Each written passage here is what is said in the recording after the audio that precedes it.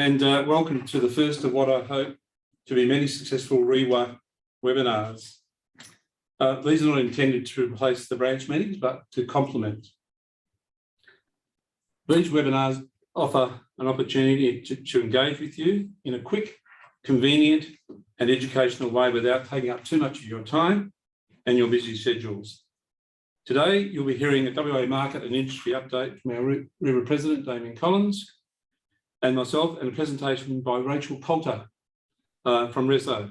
If you have any questions, please refer to the Q&A button at the bottom of the screen, and we may attempt to answer those at the conclusion of the event, or otherwise we'll email you the answers to your particular questions.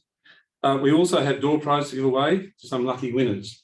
Of course, these events and webinars would not be possible without the generous support of our sponsors, and in particular, Aon, Aperture 22, CoreLogic, Printforce, REIWA.com, and Fold RE. And I encourage you all to support these very long-term supporters of REIWA, and if you can support them, that would be really appreciated.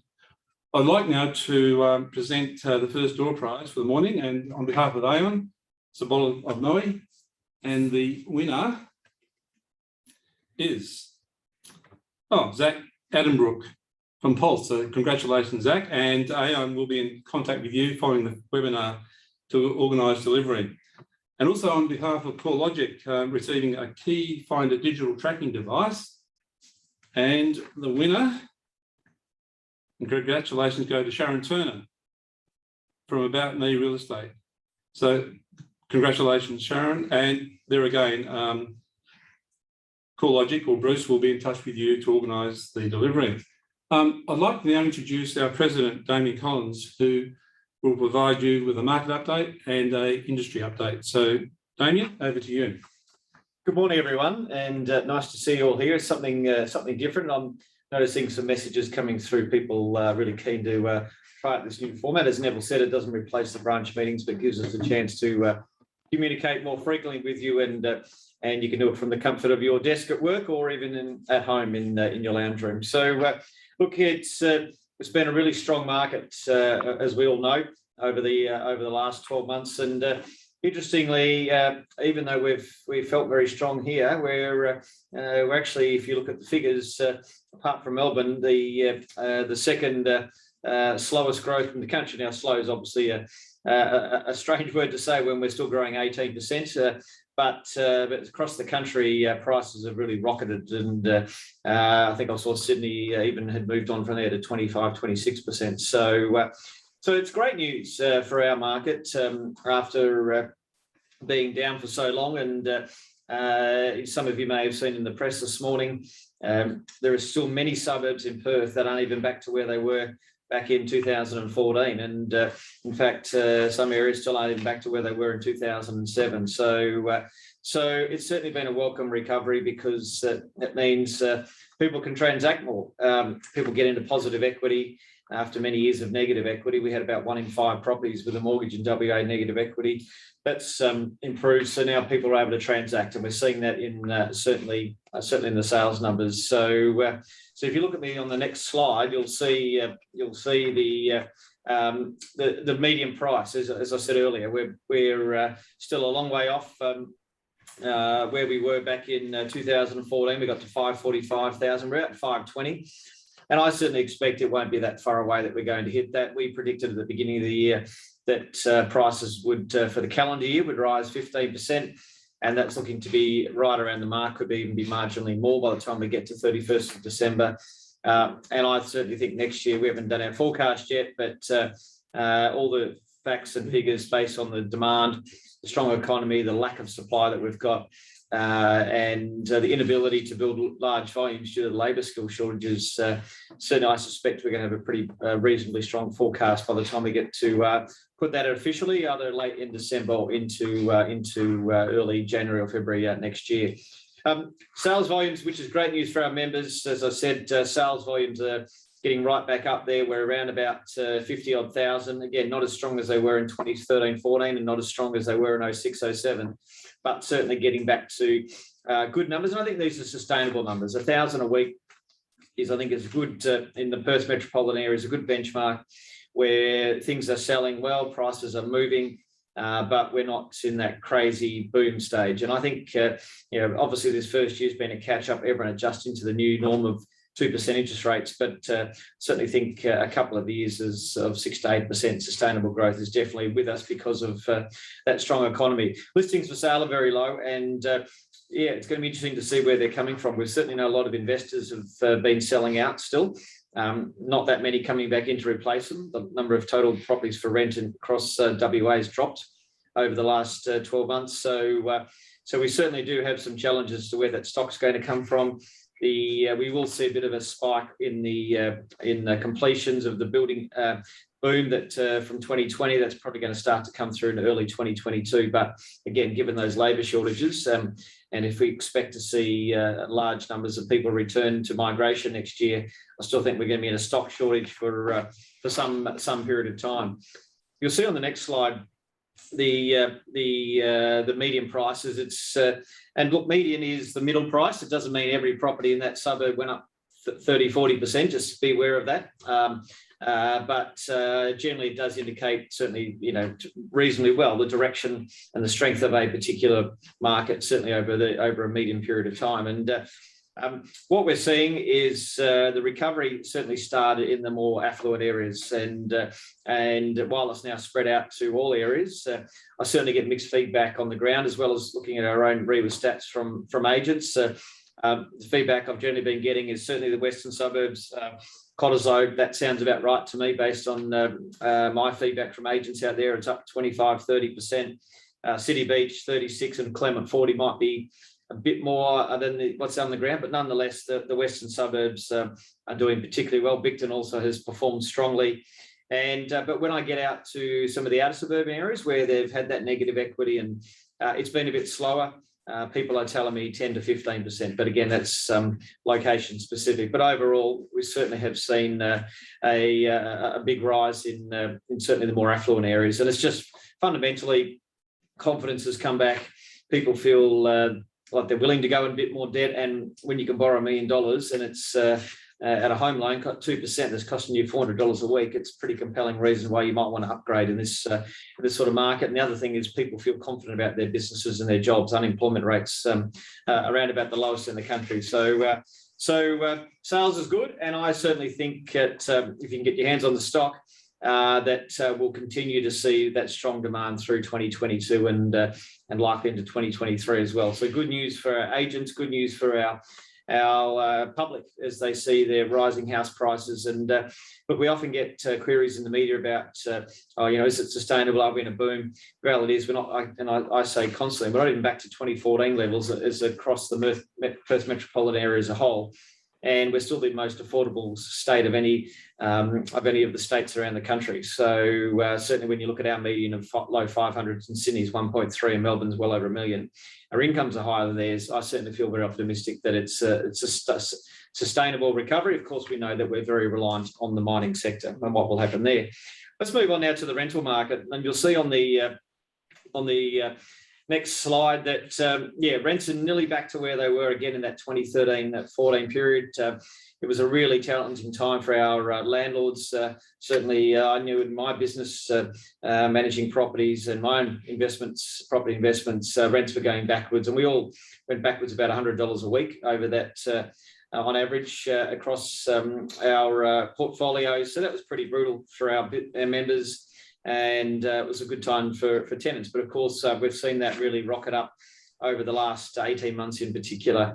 And look, that does present some challenges in terms of tenants getting used to the new norm. But again, we keep reminding people that rents aren't even back to where they were in 2014. And we are the cheapest of any state or territory when it comes to rent. Compared to our income, we're 19%, according to our national body, REIA. And again, in New South Wales and Tasmania, they're 30% plus of their income goes on rent. So we've got to keep that in context. We are still a cheap place to live, albeit, I guess, certainly for some people, it's a challenging time to rent. But for the vast majority of us, we're still very affordable. Look, properties for leases are dropping. And it's pretty simple to know why. Why would you move if you're a tenant in this market? Because it's very hard to find another place. There's got to be a compelling reason why you'd want to move. lot of heartache and hassle to get another property. And the real concern is certainly listings for rent. We are now down at the low 2000s, and we're actually down below where we were over 12 months ago, even by 400 or 500 then, and we thought it was pretty low then, and it's still trending lower. And that's the real challenge we have in the market at the moment, is the lack of available rentals. And it's going to be a continued challenge when we open up the borders. Well, I expect we'll see a lot of migration. Generally, migrants first go to rental properties, and there's just not much of it around. The building construction that all happened with all the grants, that will help. A lot of those will be tenants, and so hopefully we'll get 8,000 to 10,000 tenants move into homes and come in 2022. But given the low stock levels, it's still going to be challenging. The other interesting thing is that the department records the number of bonds that are held for rental properties, and we're down from about 238,000 to 230,000. So we've seen that exodus of investors, and I think they've been scarred from the last 7 years. That's put them off investing when they've seen price decline. They're scarred from the rental moratorium, the fact that the government can come in and just dictate what you can and can't do, and basically locking in tenants, and you couldn't move back in or even get the tenant out to sell your property. That certainly put off people as well. So hopefully with rising rental yields, low interest rates here, and confidence in the economy, and people getting that equity back in their home, we will start to see some more investors come back in the market, because they're certainly badly needed out there in the marketplace. So if you look at the next slide, you'll see the rent price growth. Yeah, we've certainly been very strong, and CoreLogic put out some figures this morning that were matching pretty similar to what those figures were for the last quarter. Interestingly, our yields from an investment point of view are very strong. They're about 4.3% based on the CoreLogic release this morning. In New South Wales and Sydney and Melbourne particularly, they were 2.5% in Sydney and 2.7% in Melbourne. That's incredibly low. So you're almost getting 1.5% to 2% more gross rental yield in Perth. And apart from Darwin, we were the best place for rental yields around the country. So it's all the logical reasons say it's a compelling time to invest. And I certainly think, from my point of view, being in property for over 20 years and running a property investment business, I haven't seen a better time. But again, humans don't always act on logic, and there's a lot of emotion there of that downturn over the last 7 years. But fundamentally, it's a great time for a property investor, because I think we're going to see strong rents and strong demand for rental properties for some period of time. And you can see there on the right hand side of the slide, 4.5%. The outcome, the new updated ones that only came out about an hour ago this morning, so we're at 4.3. But yeah, Sydney and Melbourne right down in that low to mid twos. It's certainly a compelling reason why you might want to think about investing in property in Perth, and not only Perth, around our regional areas as well. Certainly in the Pilbara, you're getting gross yields of 10 or 11%, and certainly in some other locations around the country, 6, 7, 8%. Around the state, I should say, 6, 7, or 8% as well. So where's the opportunities for growth? You'll on the next slide, just really gives you a summary. I think we will start to see investors return in 2022. Normally in this sort of market, previous times we've had this sort of low rental yields, low rental vacancy rates. We've seen investors around about $1 billion a month. At the moment, they're only $500 million. So we're still seeing investors exit. But I think we'll start to see investors return now as the equity recovers and the rental yields continue to see growth. I think they're going to continue to see growth in rents. So that will get investors back. A lot of properties are now pretty positively geared. So again, from an investment point of view, you don't have to fork out the money out of your pocket each month or each week. So, and obviously that'll depend, not all areas will form as well, but certainly that limited supply, real shortages in the trade areas. They're struggling to get 15,000, 18,000 houses built a year. And when we start to see migration return, that won't be anywhere near enough to house our population growth. So, so it's going to continue to put pressure on the rental market. So, look, that's it on the industry update. There's I could talk for hours. Sorry, on the property market update, I should say. I could talk for hours on that. No doubt, it's going to be a little bit different in each of our areas and around Perth and also around the state. But by and large, the trend across all the areas that Neville and I have visited over all the regional areas as well as Perth is that everywhere we see shortage of rental properties, shortage of stock, rising rent prices and rising house prices, which is certainly good news after many years of downturn. In Perth, we've had it for 7. Some of our regional areas have been down for a decade. So it should be good times for us and good times for our clients after all that downturn. So look, we've only got limited time today, so I'm going to give you a bit of an industry update as best I can about the things that REIWA's working on.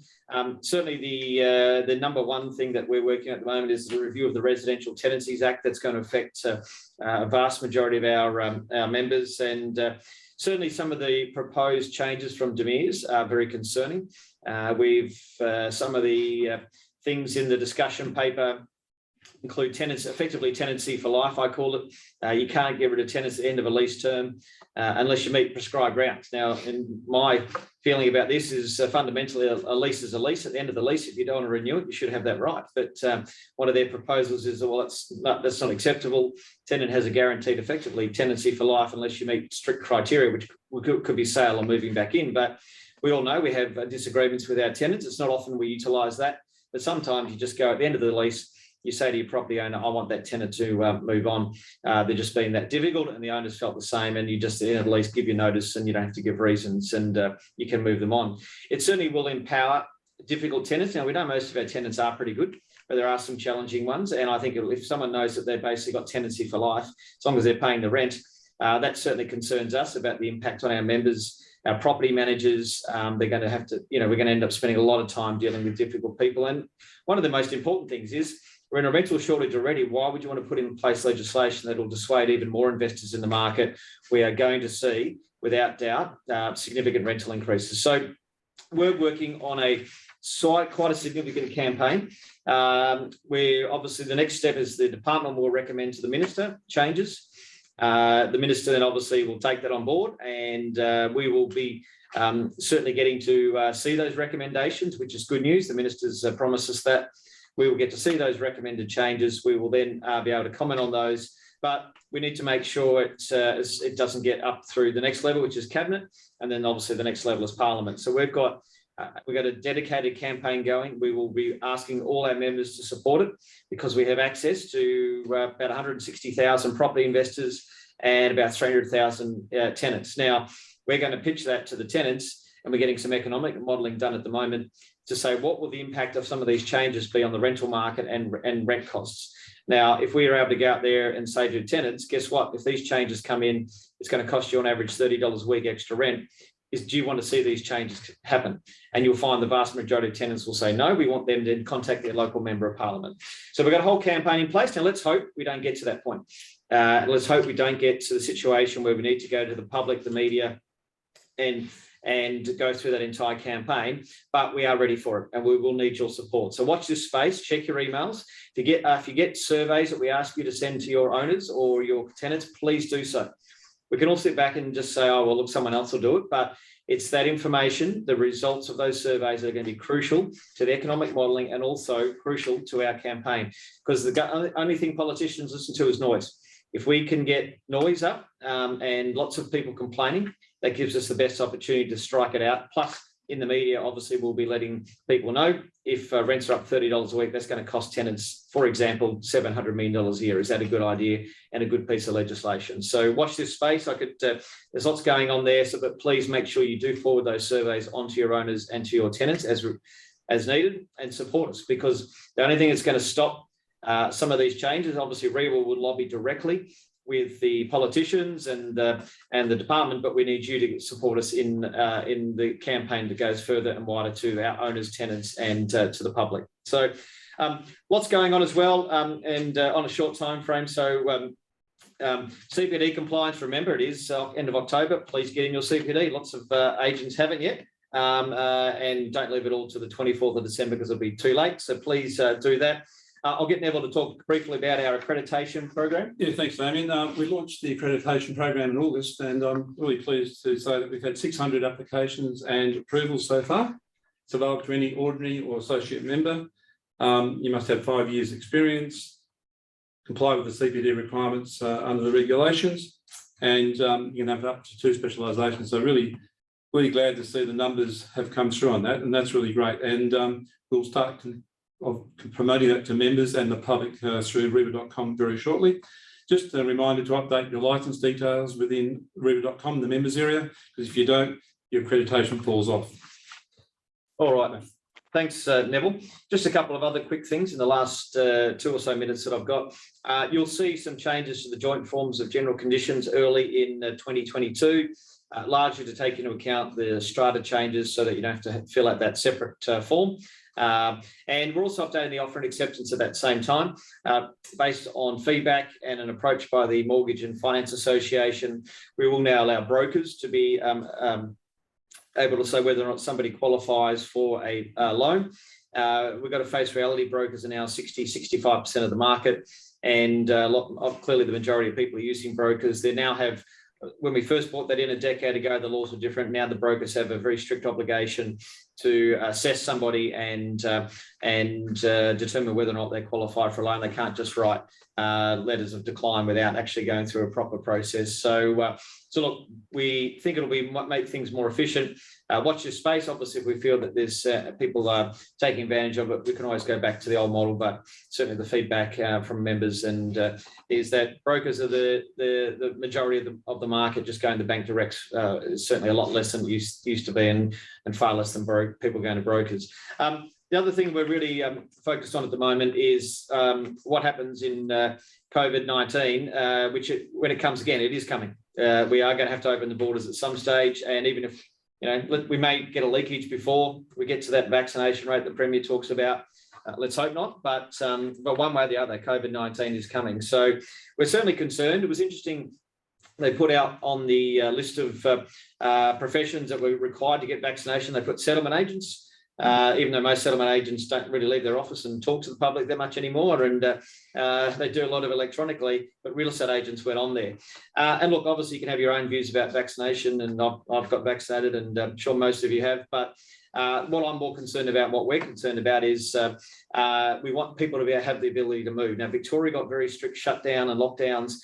You couldn't open homes, you couldn't do anything. We don't want that in our state. So we've written to the minister. We want to know exactly what is happening, and we want to make sure that real estate is an essential service, and making sure that if we do go into lockdown again, let's hope not, or we get restrictions come in when we open up the borders, real estate is an essential service. People need to be able to buy homes, sell homes, and rent homes. So we are going to be fighting for that to make sure that real estate is not impacted, or if it is, limited to at least limited numbers through. But we want to make sure people can still transact and move homes on, and because that's an essential part of living. And I don't know, it's certainly a really challenging time in Victoria when people couldn't move. So Connect is coming back early 2022. So watch this space. On Friday the 29th, a lot of our members missed it this year. So look forward to 2022 Connect, and of course our very important CPD points and accreditation points as well. So on that note, I will hand it back to Neville, and hope you found that of value. Neville. Yeah, look, thanks, Damian. And we have another door prize on behalf of Aperture 22. And it's a $50 fuel voucher, and the winner is Jill Vivian. So that'll help the little orange vehicle, I'm sure, Jill. So congratulations, and Frank will be in touch in due course.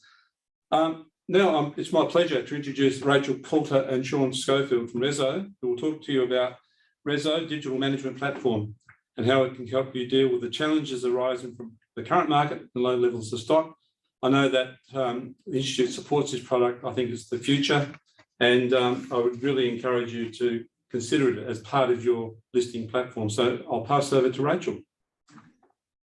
Hi everyone, I'm really excited to be sharing RESO with you today. For those who don't know me, my name is Rachel Coulter, and I am the growth strategist and implementation coach for RESO, looking after WA. So I'll just share my screen with you.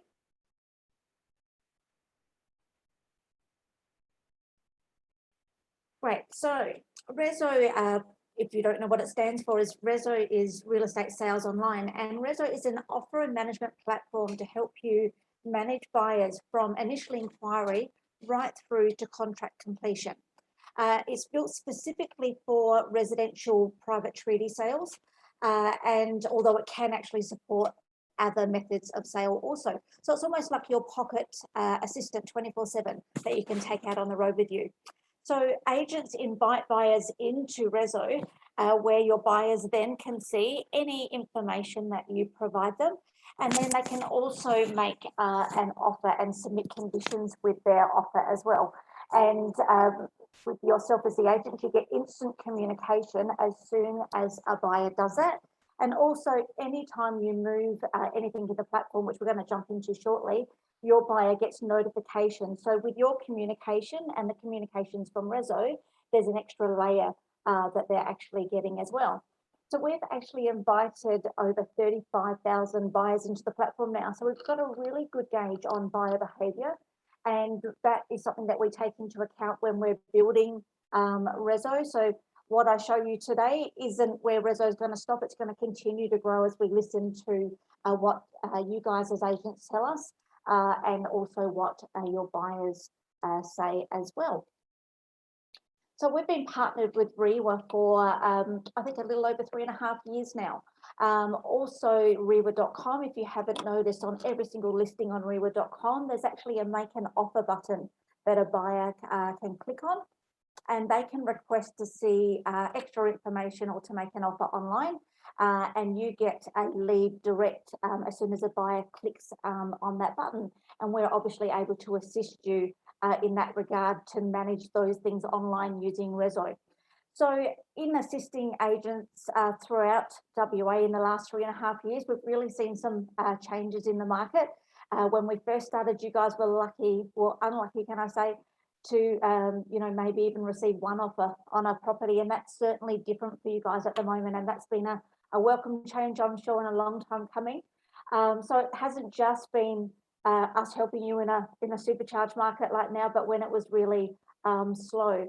So RESO is designed to keep the agent in the centre of the negotiation, and what we do is we provide a level of, although it's just a tool for agents to use to streamline your processes, it provides a level of transparency that's not normally seen in a private sale. And what that does is it strengthens the trust relationship between you and your buyers.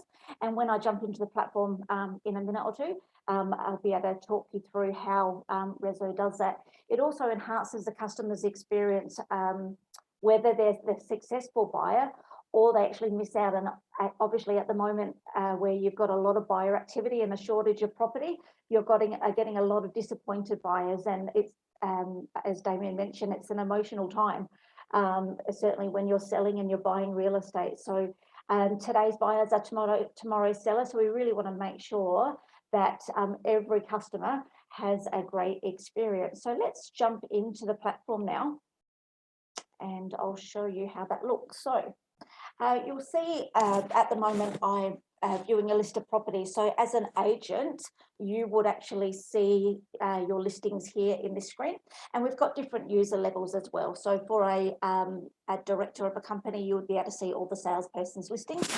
On the left-hand side here, if I jump into applications, these are all of the third parties that we integrate with. So we have a full integration with REI forms. What that means is you can automatically create a sale in RESO by pushing a button and sending your seller agreement information straight into RESO, and we can actually create an O&A at the push of a button as well, and it populates that full O&A for you. And these are the different CRMs that we integrate as well. So most major CRMs, and if you don't see the CRM that you're using in that list, you can obviously contact us and we are happy to work with them and integrate further. So let's actually jump into a sale.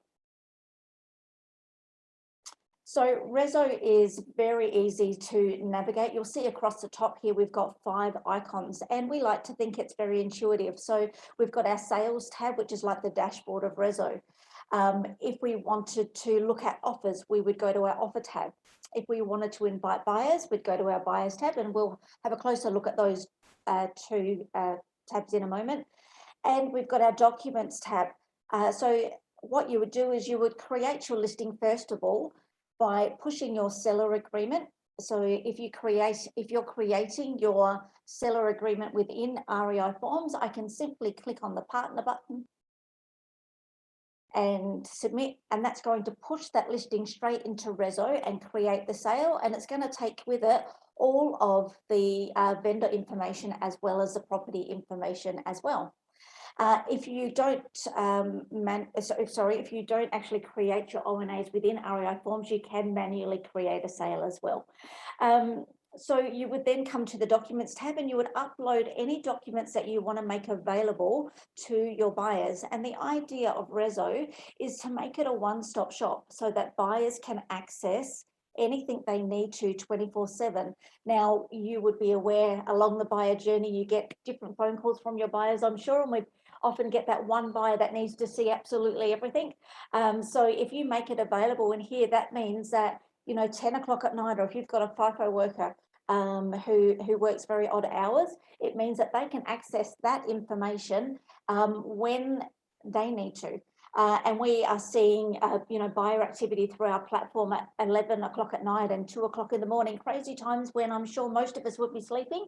Our buyers are doing different things. So we want to meet our buyers where they're at. So that's an example of the things that you can upload, and there's no limit to the amount of documents that you can put in there. So once we have loaded our sale and we've uploaded any documents that we want our buyers to see, we would then invite our buyers. So we go to our buyer tab and click on invite buyers, and there's a number of different ways that we can get buyers into the platform.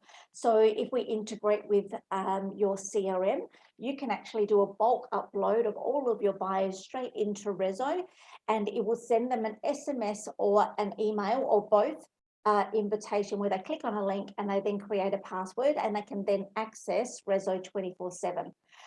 So we can either integrate there, we can manually add buyers. So if you've got a buyer who is hot at an open and they're ready to make an offer there and then, you could just invite them in manually if you want to. You can invite buyers from previous sales. So with lots of buyers missing out, if you're listing another property that's similar and it would suit them, you can invite them in. And we also have a QR code. So you're able to print that out and make it available at your opens, or actually on the upload it when you're listing to the listing portals. You can add that as part of your slides as well. So that's the different ways we can invite buyers in. So once your buyers have been invited in, and just to confirm they receive an SMS or email invitation that they can accept,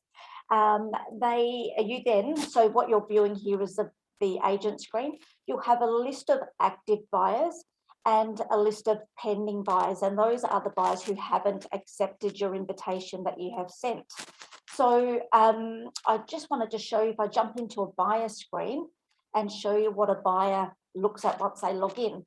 So you'll see it's very similar to what the agent is seeing, except limited information, obviously, and they've got 4 tabs across the top.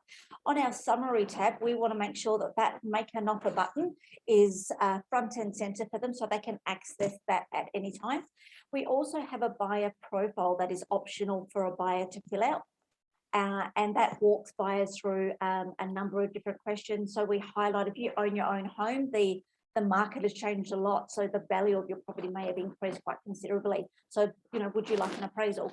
And anything that the buyer answers in this section, we will actually automatically email that to your inbox. And I actually had 2 agents last week let me know that they had 2 buyers who didn't actually buy the property, but they actually wanted an appraisal on their home. So if we can get leads to you, we are definitely all about that to help you get more stock in this market.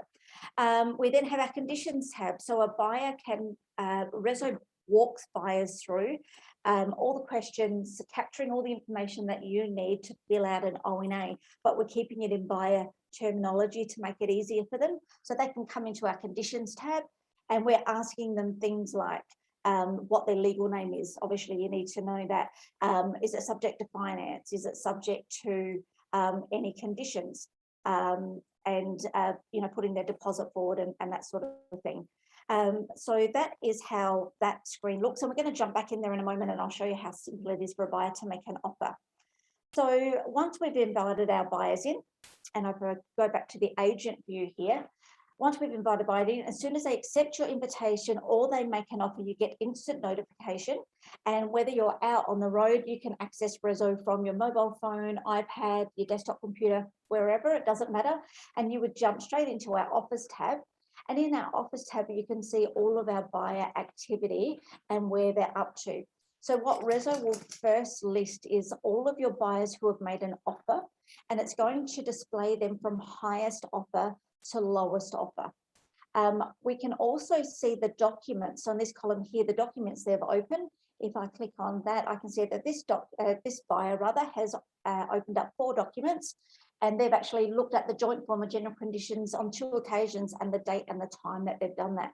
So whether it's a busy market like now or a slower market, when you're really needing to see where a buyer is up to, we can see how interested they are by looking at the documents that they're opening. We can see the total offers that a buyer has made. So from their latest offer to their lowest.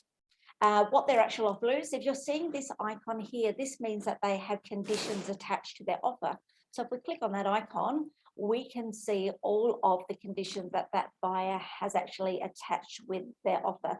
So this screen, as you can see, is a really good overview of where your buyers are sitting. It'll then show, after the buyers who've made offers, the buyers who have accepted your invitation but not made an offer yet. So you're still seeing the activity from those buyers as well.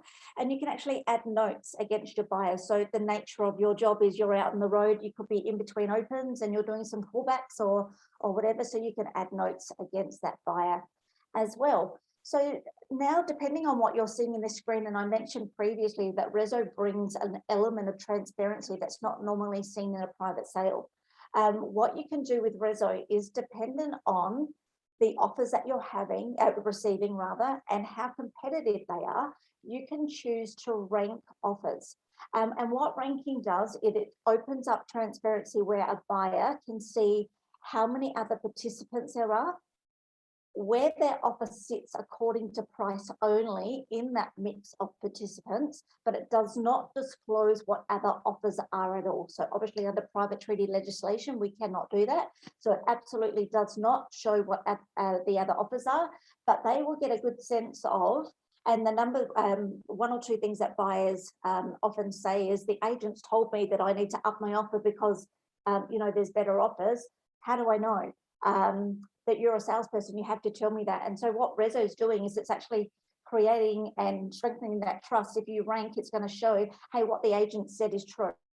There's actually 5 or 6 other participants, and I can see that I'm actually only ranked 3rd at the moment. So what that does is creates a competitive edge that you don't normally have in that in that private sale.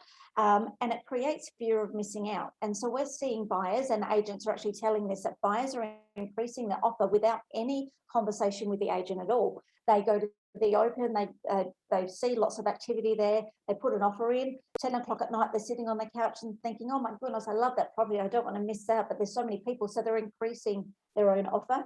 And then of course you can see all of that here. So if you wanted to rank, and ranking is a optional feature, you don't have to rank, but based on the competitive things that you're seeing in this screen here, you can choose to rank. So let's pop back into the buyer screen. I'm going to create an offer as a buyer. So they just accept some terms and conditions, and I'm going to put an offer in at 1.2 million, and we get them to confirm their offer. We don't want them to put an extra 0 in and you guys get super excited and your vendors. So they have to confirm their offer, and they click on review and they submit that offer. Right, so what the buyer is now seeing is what their current offer is, and you can see that there's nothing here that is telling them at this stage, because I haven't ranked as an agent, the buyer's just seeing their offer, they're seeing their conditions, they can access the documents. That is all that that buyer is seeing at the moment. So if I jump back in the agent screen, this buyer's put an offer in now. As you can see, that is now at the top. So RESO orders it from highest offer to lowest.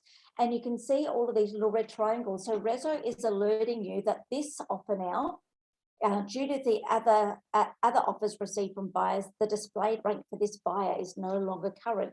So you could then choose to rank again at this stage. So we've got 2 types of ranking. We've got a manual ranking and a live ranking. Majority of agents using the manual ranking because you're strategically choosing when and if you want to rank and if you want to re-rank. So I'm going to want to rank offers now.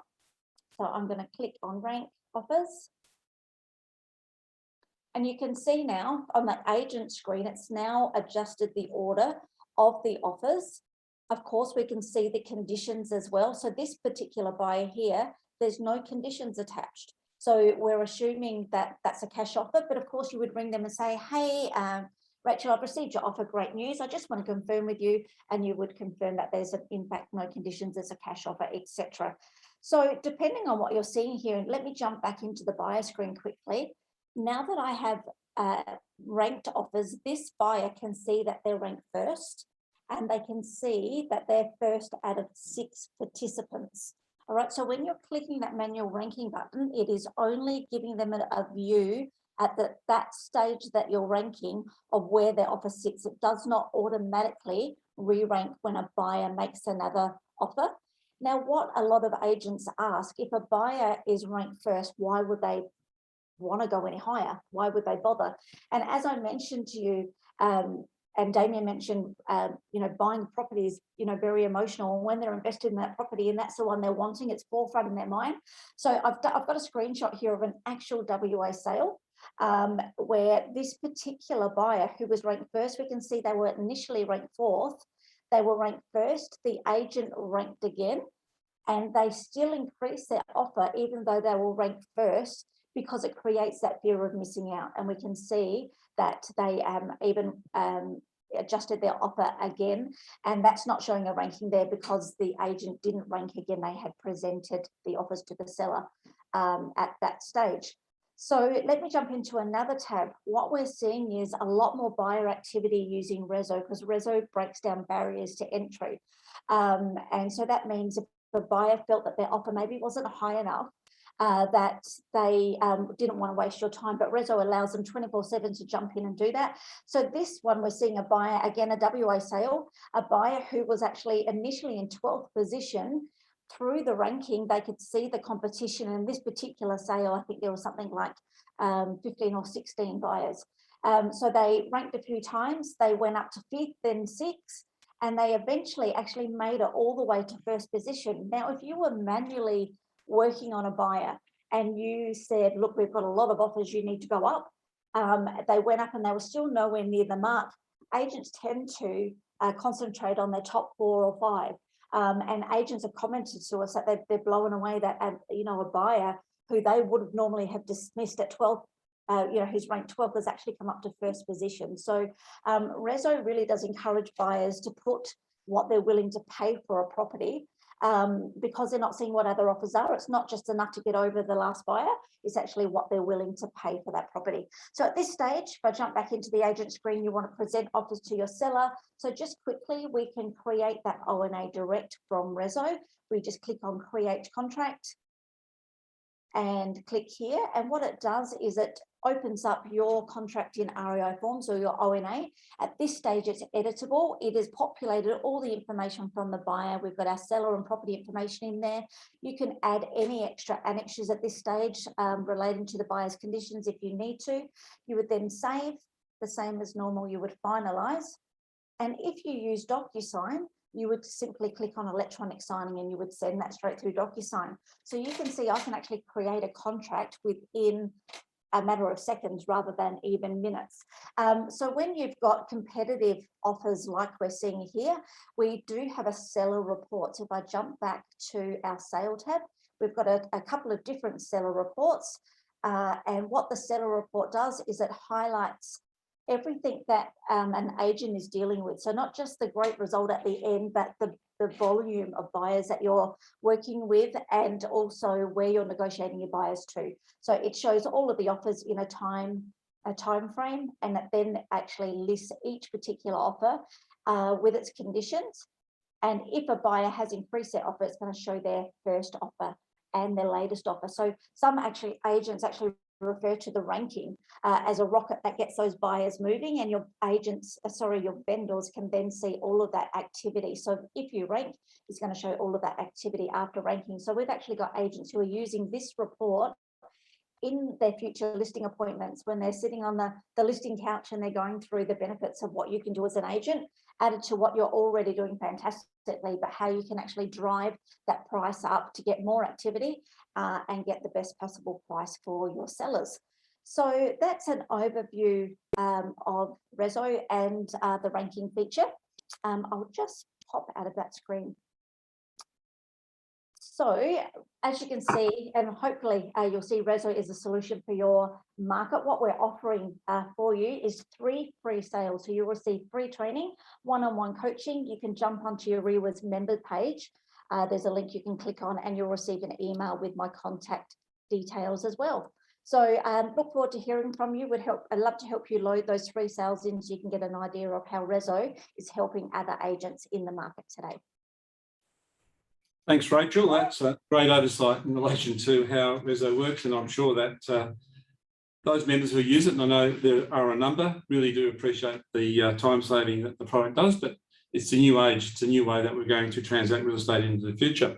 If anyone wants a demonstration, Gemma Bishop is local, and I'm sure she'd be happy to come out and demonstrate the system to anyone who is interested in improving their efficiencies within their business. I know Damian, in fact, has a nice block of land in Boston Park and is currently using it, so you're going to be a test. I am indeed. Look forward to getting a top price. Yeah, and hopefully, the way the product works, you will do so. I'd like now to just have another draw, and RESO kindly presented a Crown voucher for $400, and the winner of that is Teresa Paliza from Guest Real Estate. So Teresa, somebody from RESO will be in contact shortly to present that $400 voucher to you. And with the questions, I think we might email those because I know time is of the essence. So I'll now just go on to the next draw, which is our great friends at Printforce and Greg Coulson. 500 business cards to the value of $150, and the winner is Sarah Hodnett from KPSR. So Sarah, congratulations, and somebody from Printforce will be in touch. I'll just now hand back to Damian, who will close, and thank you for attending.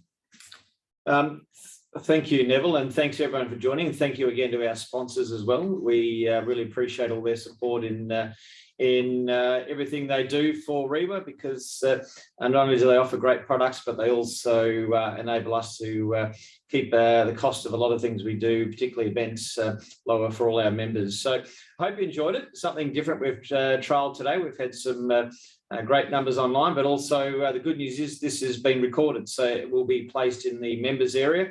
You'll be able to view it later.